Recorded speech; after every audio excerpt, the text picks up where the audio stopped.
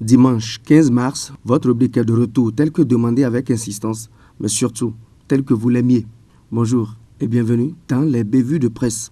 Dès l'entame, deux expressions malmenées proprement, mais sans méchanceté aucune, on peut gager là-dessus, dans les colonnes de fraternité et du confrère de la matinée. Peut-être qu'il faudra les élucider, comme aura à le faire le recteur de l'université d'Abomey-Calavi, avec le quotidien La Presse du jour. On sait, grâce au journal, qu'il y a eu incendie à la Faste et que le recteur a dû réagir pour toucher du doigt les faits, dans le sens bien entendu de les comprendre clairement, en entendant selon ce que dit le journal, d'élucider sur les causes. N'ayant rien contre le fait pour le recteur de chercher à comprendre, il va quand même falloir qu'il soit bien compris le sens de la préposition sur, mis devant, élucider. Pour nous, il ne sera pas compliqué du tout de vous dire ce qu'est élucider. C'est clarifier, c'est expliquer tout bonnement. Mais quant à élucider sur, c'est au quotidien, La Presse du jour, de prendre courageusement ses responsabilités. Venons-en maintenant à nos expressions prises à partie, comme on l'avait dit, par fraternité pour l'une et le confrère de la matinée pour l'autre. Allons pas à pas. Pour fraternité, ça grince à la Sénat.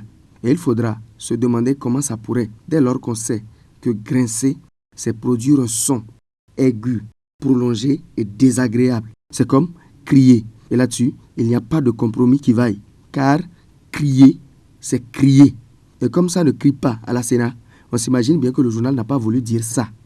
L'auteur a dû s'inspirer de l'expression grincer des dents, qui signifie être en colère ou gémir de son malheur.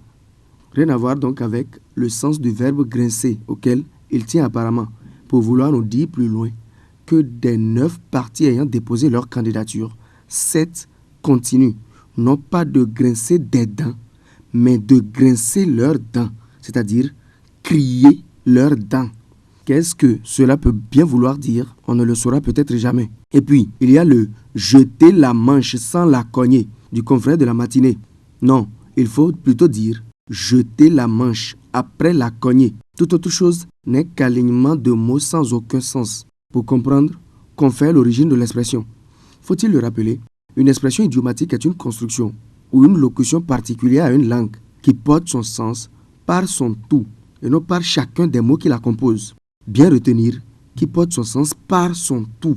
Et point n'est besoin d'interjecter appel là-dessus, comme on peut le lire dans les colonnes du journal La Cloche, alors même que l'article mentionne la criette. Voyez vous-même à quel point les gens ont le goût du risque. Espérons que le journal n'aura pas à interjeter appel, rien que pour avoir pensé que désormais à la criette, les gens pouvaient interjecter appel. Comme on dit, moi, je ne suis pas dedans. Et qu'est-ce que c'est qu'une concurrence compétitive?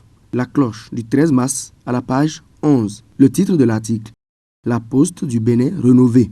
C'est elle, la Poste, qui serait confrontée à une concurrence compétitive sur le marché. Et pour nous, qui avons appris à l'école que la concurrence est une compétition, il sera difficile d'avaler ça, de croire que la Poste est prise dans une compétition compétitive.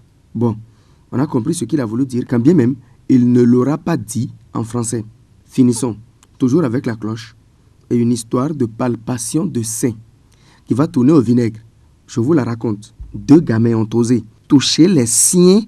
Les siens, ce ne sont pas encore les seins de leurs camarades de classe. Et mal leur en a pris. La fille avait comme père un policier républicain. Rappelez-vous, comme il fallait s'en méfier en notre temps. La fille d'un policier.